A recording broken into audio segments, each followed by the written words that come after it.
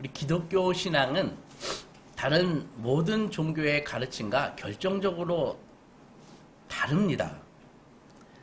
그것은 바로 예수님이 다른 모든 종교 지도자들과 다르기 때문입니다. 예수님의 주장이 진리일 경우에는 우리는 선택의 여지 없이 그분에게 무릎을 꿇는 것 외에는 대안이 없습니다. 세상의 종교 지도자들은 한결같이 진리를 가르치면서 진리에 도달하려면 이렇게 하면 된다라고 그렇게 가르치는 것으로 그분들의 말씀을 요약할 수 있습니다. 따라서 그분들의 주장은요, 굉장히 유익합니다. 좋은 참고사항이 될 수 있습니다. 그러나 예수님은 진리에 이르는 길이 이렇게 하면 된다라고 말씀하시는 것이 아니라 내가 진리다. 예수님 당신이 진리다라고 말씀하시기 때문에 그 말은 사실이거나 거짓이거나 둘 중에 하나밖에 없습니다. 그래서 예수님이 유일한 진리시라면, 그것도 유일한 진리시라면 동방에서 온 박사들처럼 그리고 목자들처럼 그의 이름 앞에 경배해야 되고, 만약에 사실이 아니라고 생각된다면 헤롯처럼 예수를 배척하거나 죽여야 할 것입니다. 사기이기 때문입니다. 천사 가브리엘은 오늘 성경에서 마리아를 찾아갔습니다. 그리고 마리아에게 임신할 것을 그렇게 고지합니다. 31절 보면 바로 보라, 네가 잉태하여 아들을 낳으리니 그 이름을 예수라 하라. 그래서 오늘 우리는 이 천사 가브리엘이 이 고지한 이 한 말에 대해서 마리아가 어떻게 반응했는가를 오늘 살펴볼 것입니다. 그래서 왜냐하면 마리아는 몇 가지 면에서 우리와 아주 비슷하기 때문입니다. 먼저 그가 큰 자가 되고, 지금 32절 보면 그가 아들을 낳을 것인데 이름을 예수라 하라 그러고, 그가 큰 자가 될 것이고 지극히 높으신 이의 아들이라 일컬어질 것이요 주 하나님께서 그 조상 다윗의 왕위를 그에게 주시리니 영원히 야곱의 집을 왕으로 다스릴 것이며 그 나라가 무궁하리라. 이렇게 천사가 이야기합니다. 마리아는 예수님을 만난 적이 없습니다. 우리도 마찬가지죠. 그런데 마리아는 예수에 대한 메시지를 듣습니다. 예수에 대한 메시지가 그게 바로 복음이라는 것이죠. 마리아는 그녀의 몸을 통해 올 예수가 누구이며 장차 무엇을 할 것인지에 대한 복음을 천사 가브리엘로부터 듣습니다. 아들을 임신할 것인데 그는 지극히 높으신 이의 아들이라 불릴 것이다. 고대 언어에서는요, 어떤 사람을 아주 닮았거나 아니면 그 사람에 대해서 믿음이 강할 경우에 그 사람을 그 사람의 아들이라고 이야기합니다. 예를 들어서 요한복음 8장에 보면은 예수님이 바리새인과 종교 지도자들과 막 다투거든요. 근데 그 종교 지도자들과 열띤 논쟁을 벌이는데 그들이 마귀처럼 거짓말을 하니까 예수님이 그 바리새인을 향해서 이렇게 얘기합니다. 이 마귀의 자식들아, 이렇게 얘기하거든요.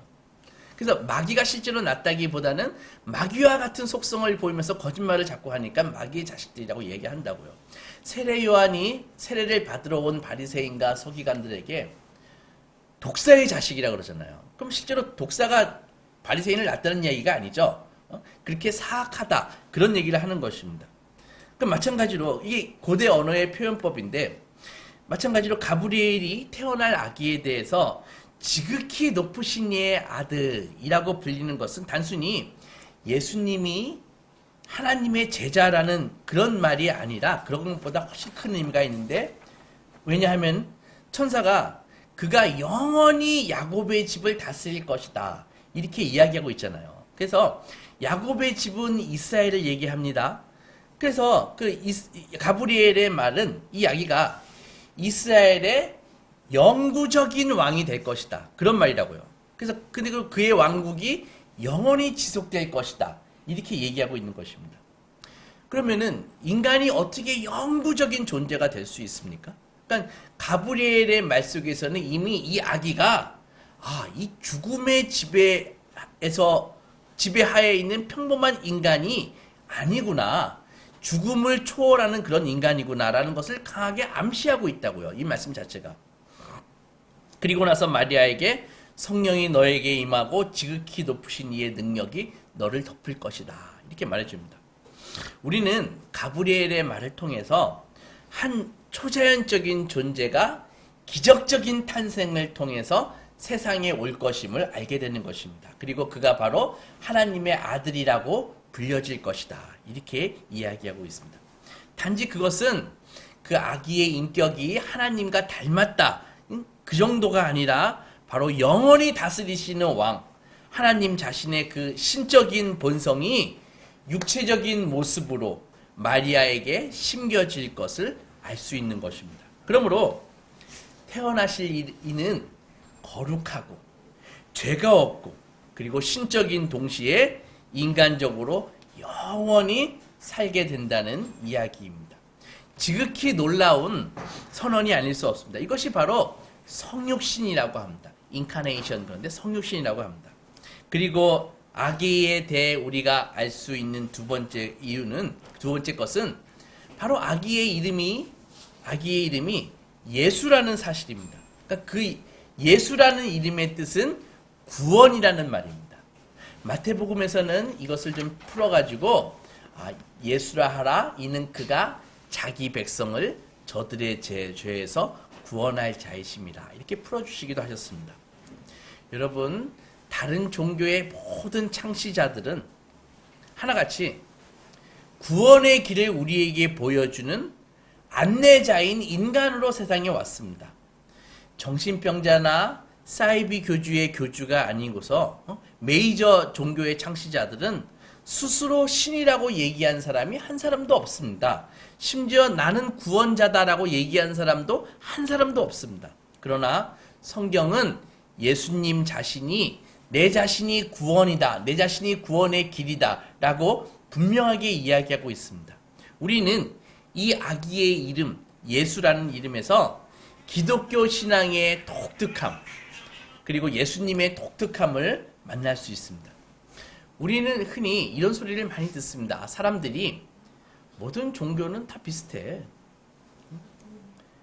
그러나 이 성경에서는 예수는 구원이시다만으로도 사람들이 보편적으로 알고 있는 모든 종교는 다 비슷하다는 말은 틀린 말입니다. 예수 그 이름 위에 천하의 구원 얻을 만한 다른 이름을 우리에게 주신 적이 없느니라 라고 성경은 아주 분명하게 이야기하고 있습니다. 오늘 성경 43절을 보면 마리아가 친척인 세례 요한의 어머니 엘리사벳을 방문할 때 엘리사벳이 성령이 충만해서 이런 말을 합니다. 아마도 본인도 이해가 안 되는 말을 한 것 같습니다. 43절 보면 내 주의 어머니가 내게 나아오니 이 어찌된 일인가 라는 말을 하거든요. 그 엘리사벳의 말을 잘 들어보면은 아직 태어나지도 않는 마리아 몸속에 있는 아기를 보고 내 주, my lord 이렇게 이야기하거든요. 그리고 45절 보면 더 놀라운 말을 합니다. 주께서 하신 말씀이 반드시 이루어지리라고 믿은 그 여자에게 복이 있도다 이런 말을 하는데 이 말을 잘 풀어보면요. 아직 태어나지도 않는 아기에게 내 주라고 엘리사벳이 이야기하더니 그러나 그 말의 뜻을 생각해 보면은 곧 태어나게 될 아기는 마리아에게 그 메시지를 보낸 영원한 주 하나님이다. 그런 말입니다. 좀 더 설명을 드리면 하나님께서 가브리엘을 통해서 내가 세상에 성육신하실 것이라는 메시지를 보내시고 마리아의 몸으로 오신 그분이 바로 그 메시지를 보냈던 하나님이라는 그런 뜻입니다. 하나님이 가브리엘을 통해서 메시지를 보내시고 그 하나님이 마리아의 몸으로 들어가가지고 세상에 나타나신다는 것입니다. 태어나신다는 것입니다. 여러분, 마리아뿐만이 아니라 제사장 사가랴의 아내 엘리사벳도 다 유대인들입니다. 이 유대인들은요, 이 신관, 하나님에 대한 생각이 아주 분명한 사람들입니다. 우리 동양의 종교나 사상은 신이라는 것은 어떤 이 우주를 지배하는 힘입니다. 힘. 그리스 철학도 마찬가지입니다. 어떤 이상적인 이데아, 그런 것이라고요.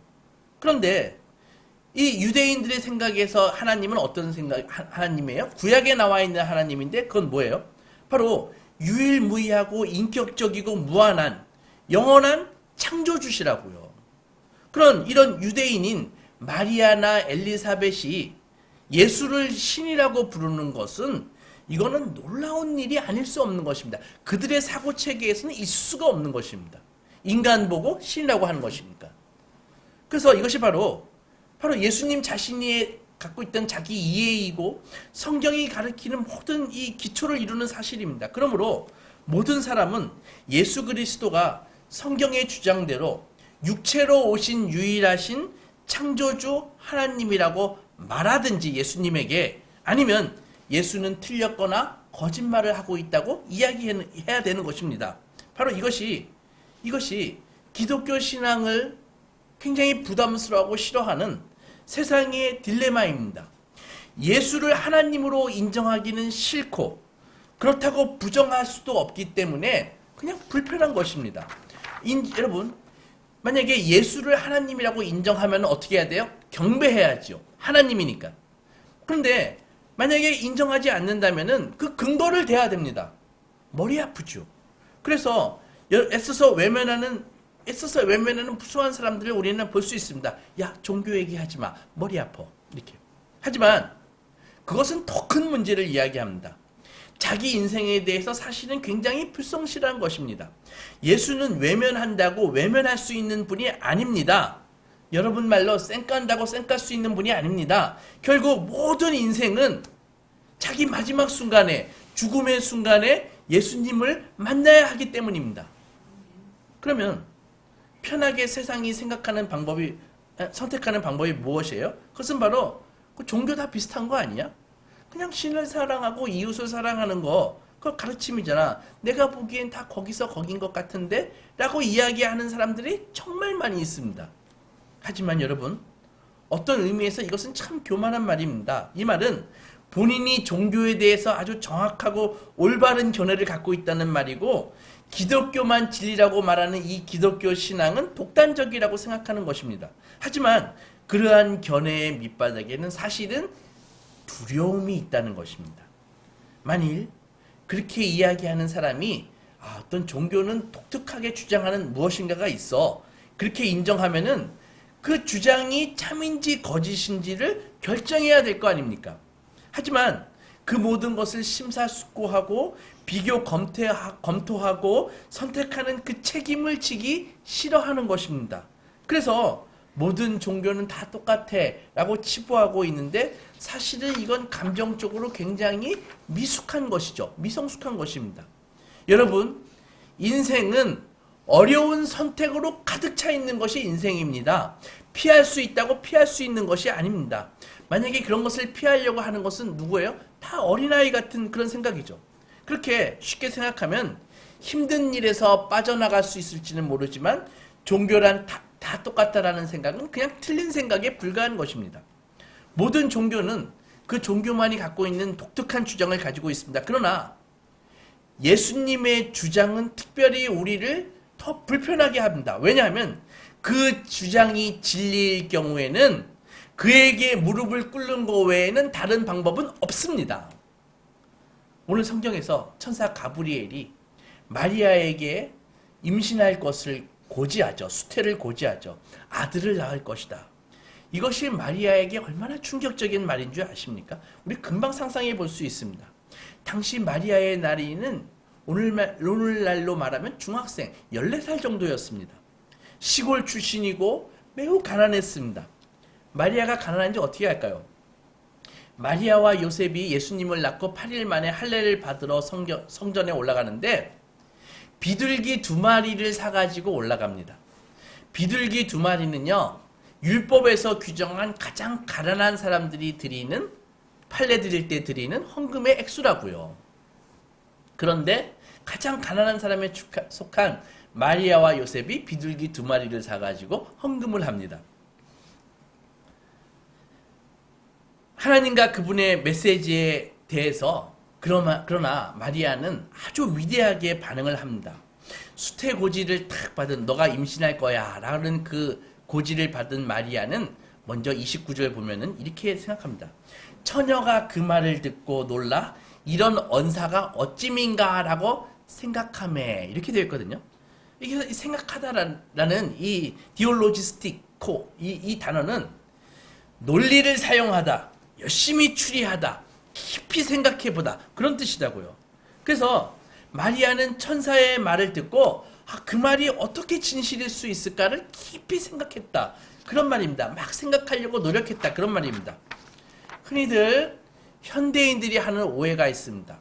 고대인들은 옛날 사람들은 미개하고 비이성적이어서 아무거나 잘 믿고 잘 받아들인다고 생각하고 현대인들은 수학, 과학 교육을 아주 잘 받아가지고 고대인들보다 더 스마트하고 이성적이라고 생각하는 것입니다. 그러나 이것은 명백히 오만한 생각이 아닐 수 없습니다. 여러분 3000년 전에 그리스 사람들이 만들어낸 기하학 문제를 지금 우리가 쉽게 풀 수 있을까요? 그거 풀려면 공부 많이 해야 됩니다. 지금 봐도 한참 공부해야 풀 수 있을 정도입니다. 그러면은 지금 우리가 무슨 반도체의 시대다, 양자역학의 시대다라고 이렇게 살고 있지만 500년 전에 뉴턴이 만든 고정역학 문제를 풀 수 있는 사람이 얼마나 될까요? 이공계 대학생들 1학년 때 가서 제일 부담스러워하는 과목이 이 고정역학 이 과목이라고요. 머리 부서집니다. 옛날 사람이나 지금 사람이나 다 똑같은 것입니다. 우리는 다만 지금 이 축적된 기술과 이 지식 위에서 혜택을 좀 누리고 있을 뿐이지 옛날 사람보다 절대로 지적으로 똑똑하다는 것이 아니라는 것입니다. 옛날 사람들은 무슨 천사가 나타나면 천사 반가워요. 응? 오늘 무슨 일? 이렇게 얘기하는 사람들이 아니라는 것입니다. 천사 만나면 옛날 사람이나 지금이나 놀라는 것은 다 똑같다는 것이죠. 그럼 오히려 우리가 오늘 성경에서 보는 것은 자기가 들은 말을 이해하려고 애쓰는 마리아의 모습을 보고 있는 것입니다. 왜 그랬을까요? 마리아가 유대인이니까. 천사의 메시지는 분명히 마리아가 알고 있는 것과 다르기 때문입니다. 만약 천사가 전해준 그 사람이 정말 태어난다면 그 사람은 인간인 동시에 영원한 존재인 신도 될 수 있기 때문입니다. 그런 생각은 유대인의 이성에서는 불가능한 것입니다. 인간이 영원해? 그런 거 있을 수 없다는 것이죠. 이것은 오히려 여호와 하나님에 대한 모독입니다. 그렇기 때문에 절대 그걸 쉽게 받아들일 수가 없다는 것입니다. 우리가 복음을 믿는 일이 어려운 것과 마찬가지로 그들도 복음을 믿기는 쉬운 것이 아니었습니다. 온 세상의 창조주 하나님께서 한 소녀의 자궁 속에 들어와서 그녀를 통해서 인간으로 태어난다? 하나님이 여인의 몸속에 들어와가지고 인간으로 태어난다? 그것은 그때나 지금이나 믿기 어려운 것이라고요. 그래서 동전녀에 대한 이 수태고지의 생각, 이성, 경험, 논리 이런 것에 대해서 다 맞지 않습니다. 다 도전적인 말일 뿐입니다. 그래서 그것을 받아들이기 위해서는 아주 치열한 지적인 작업이 필요하다는 것이죠. 그런데 마리아는 이것을 회피하지 않습니다. 그녀는 증거를 고찰하고 천사의 주장에 과연 일관성이 있는가? 그것이 참이라고 결론에 이를 때까지 치열하게 생각했다는 것이죠. 마리아가 그렇게 했다면 우리 역시 우리가 믿고 있는 기독교 신앙에 대해서 덮어놓고 믿는 것이 아니라 우리의 이성을 기꺼이 사용해야 되는 것입니다. 두 번째, 마리아는 자기가 의심스러울 때 자기의 의심을 솔직하게 표현합니다. 그녀가 천사에게 말했죠. 나는 처녀인데 어떻게 그런 일이 생길 수 있습니까? 나는 처녀인데 어떻게 임신할 수 있습니까? 나는 남자를 알지 못하는데. 마리아는 천사에게 주눅들지 않았습니다. 마리아는 그녀가 갖고 있는 그 확신할 수 없는 그 의문점에 대해서 대충 넘어가지 않고 정직하겠다고 하는 그런 의지를 보여주었습니다. 여러분, 의심에는 두 가지 의심이 있습니다. 하나는 부정적인 의심입니다. 그것은 오만하고 비겁한 의심이죠. 이런 의심은 경멸과 게으른 의심입니다. 예를 들어서 이런 것입니다. 동년녀 탕생, 이게 말이 돼? 그러고 나가지고 더 이상 생각하지 않고 도망치는 것입니다. 그런 사람들은 애써서 생각하지 않습니다. 대조적으로 또 어떤 의심은 정직한 의심이 있습니다. 그 정직한 의심은 벽을 쌓는 의심이 아니라 질문을 던집니다. 마리아처럼 나는 남자를 알지 못하는데 어떻게 내가 임신할 수 있습니까? 정직하게 물어보는 것이죠. 이 질문에 이렇게 정직한 질문을 하니까 가브리엘은 성경에서 가장 위대한 답변을 합니다. 그 위대한 답변은 바로 37절입니다. 대저 하나님의 말씀은 능하지 못하심이 없느니라. 아멘. 여러분, 마리아의 이 현명한 의심이 위대한 대답을 이끌어내는 것입니다. 이 말씀이 얼마나 우리에게 위로가 됩니까? 우리가 믿는 하나님, 그 하나님을 우리가 믿기에 우리의 노력이 한계에 부딪혔을 때, 우리가 극한 고난으로 우리의 힘으로는 도저히 벗어날 수 없을 때 우리는 이 하나님의 능력을, 선하신 하나님의 능력을 의지할 수 있는 것입니다. 우리가 신앙에 대해서도 정직한 질문과 의심을 회피해서는 안 된다는 것이죠. 그리고 셋째로 마리아가 한 일은 완전히 굴복하는 일을 했습니다. 나는 남자를 알지 못하는데 내가 어떻게 임신할 수 있습니까? 라는 이 질문에 천사 가브리엘이 하나님의 모든 말씀은 능하지 못하심이 없느니라 라는 말을 듣고 나서 마리아는 움직였습니다. 받아들였습니다. 인정했습니다. 마리아야 하나님을 믿느냐? 그렇습니다. 만약에 하나님이 계셔서 우리 조상들을 이집트에서 건져내서 홍해를 가르시고 애굽에서 탈출시키시고 광야에서 불기둥과 구름기둥으로 보호하시고 만나와 메추리로 먹이셨던 하나님이 계시다면 나를 임신시키는 일, 남자 없이 나를 임신시키는 일이 그걸 못하실 이유가 무엇이 있습니까? 라고 하는 그런 확신이 들었습니다. 그래서 마리아는 대답합니다. 38절 보면 주의 여종이 오니 말씀대로, 하나님의 말씀대로 내게 이루어지이다. 이렇게 인정한다고요. 치열한 의심과 질문 끝에 마리아는 가브리엘의 말을 하나님의 말씀으로 받아들입니다. 이제는 더 이상 의심하지 않습니다. 그리고 그 말씀에 순종하고 헌신합니다. 사랑하는 소망교회 성도 여러분, 여러분이 눈을 들어서 주위에 여러분들이 알고 있는 사람들을 한번 생각해 보십시오. 이 시대에 정말 잘 살고 본받고 싶은 분들, 그분들이 누구입니까? 그들은 하나같이 다 믿음의 사람입니다.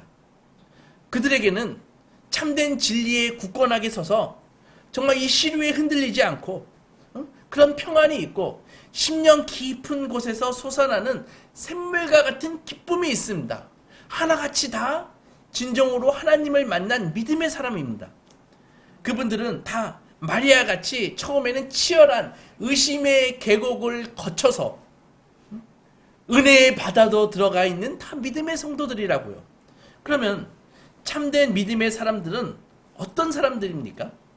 기독교인이 되기 위해, 그리고 기독교 신앙을 유지하기 위해서 다 대가를 치르는 사람입니다. 하나님의 나라는 말에 있지 않고 능력이 있습니다. 누가복음 14장에서 예수께서 이런 말씀을 하셨습니다. 무릇 내게 오는 자가 자기 부모와 형제와 자매와 더욱이 자기 목숨까지 미워하지 아니하면 능히 내 제자가 되지 못하고, 누구든지 자기 십자가를 지고 나를 따르지 않는 자도 능히 내 제자가 되지 못하리라. 이 시대의 비극이 뭐예요? 사람들이 예수의 제자가 되기 위해서 비용을 계산하는 것이 아니라 그 비용에 대해서 자꾸 협상하려고 하는 그런 태도를 갖고 있다는 것이 이 시대의 비극입니다. 그래서 나름대로 자기 기준을 정해놓고 몇 가지는 예수를 위해서 포기하지만 몇 가지는 어떤 것은 절대 포기하지 않고, 그리고 그것들이 무엇인지는 자기가 결정하겠다는 것입니다. 하지만 그러한 태도는 자기가 계속 자기 운전석에 앉아가지고 자기 인생의 운전석에 앉아서 자기 삶의 왕자에 군림하겠다고 하는 태도라는 것이죠. 주님을 그저 인생의 주님을 주인으로 섬기지 않고 주인을 그냥 자기 인생의 카운셀러 정도로 생각을 하는 것입니다. 미안하지만 그런 태도는 참된 신앙에서 아직 거리가 먼 미숙한 그런 성숙하지 못한 태도에 불과합니다. 아브라함에게 너 본토 친척 아비 집을 떠나 내가 지시할 땅으로 가라라고 했을 때 아브라함이 거기가 어딥니까? 라고 물었을 때 나중에 알려줄게 하니까 아브라함은 복잡한 계산 없이 바로 순종하면서 떠났습니다. 이것이 믿음입니다. 잊지 마십시오. 예수를 따르는 일은요, 대가를 치르는 것입니다. 그러므로 우리가 그런 자리에 가게 될 때는 이미 결정해야 됩니다. 예수를 따르는 것이 대가가 미리 어느 정도인지 우리가 알 수 없기 때문입니다. 마리아는 믿기 전까지는 계속 치열하게 질문하고 의심했지만 하나님의 말씀은 능하지 못하심이 없느니라라는 가브리엘의 말을 일단 받아들이고 나서는 바로 주의 여종이 오니 말씀대로 내게 이루어지이다 라고 뒤를 돌아보지 않고 모든 리스크를 안기로 결심하고 순종하며 나아갔습니다. 생각해 보십시오. 14살에 중학생 정도 되는 미혼모, 얼마나 많은 의심과 핍박이 있었겠습니까? 사람들이 믿어줄까요? 나 남자 없이 임신한 거예요 라고 마리아가 얘기하면 믿어줄까요? 그 고대 사회에서 마리아가 겪을 그 고난이 상상이 되지 않습니까? 이것이 마리아의 위대함입니다. 내일은 성탄절입니다. 예수께서 가장 연약한 자의 모습으로, 아기의 모습으로, 아무것도 갖고 입지 않은 모습으로 오십니다. 마음으로 결정하십시오. 그 예수를 오늘 마리아처럼 나의 주, 나의 구원자, 나의 하나님으로 영접할지 말입니다. 현대를 사는 우리 성도들도 때때로 기독교 신앙인이라는 것을 밝히면 불이익을 받을 수도 있습니다. 마리아와 그의 남편 요셉처럼 지금도 세상 사람들의 생각에는 성탄의 이야기가 성탄절 그래서 분위기 좋아서 같이 파티하고 쓰레기 아무데나 버릴 수는 있지 모르지만은 사실 그 크리스마스의 진짜 이야기가 믿어지지 않습니다. 오히려 그들을 이해시키기는 더 어렵고요. 오히려 그렇게 자꾸 얘기하면 우리의 명성에 금이 갈 수도 있습니다. 어떻게 저런 걸 믿지? 이렇게 하면서. 그런데도 예수께서는 10대의 미혼모의 몸을 통해서 오신 이유가 무엇일까요? 애 이미 한 서너 명 낳은 그런 아줌마의 몸을 통해서 오시지 않고 왜 예수님은 그렇게 10대의 그 미혼모의 그 몸을 빌려서 하나님은 자기의 아들을 보내셨을까요? 왜 그러셨을까요? 그것은 바로 거기에 하나님의 메시지가 있다는 것이죠. 나는 세상이 기대하는 방식으로 일하지 않는다. 오히려 완전히 반대다. 나의 능력은 약한 데서 온전해진다. 나의 아들 예수는 왕궁의 요람이 아니라 마국간 구유에서 거기서 올 것이다. 권세 있고 유명한 사람들에게서가 아니라 초라하고 볼품없는 시골 사람들에게서 올 것이다. 태어날 것이다. 이것이 하나님의 메시지라는 것이죠. 하나님은 늘 이렇게 역사하십니다. 예수는 정복과 굴림이 아니라 약함, 고난, 십자가에서의 죽음을 통해서 인류를 구원하시는 분이십니다. 이 성탄에 예수의 탄생은 우리에게 어떤 편에 설 것인가를 질문하고 있습니다. 여러분 앞에 세상의 넓은 길과 남들이 다 가는 넓은 길과 구원의 좁은 길이 있습니다. 아무쪼록 마리아처럼 치열하게 생각하시고 질문하시고 그리고 확신에 서셨다면 흔들리지 않는 굳건한 믿음의 종들이 되시기 주님의 이름으로 축원합니다. 아멘. 기도하고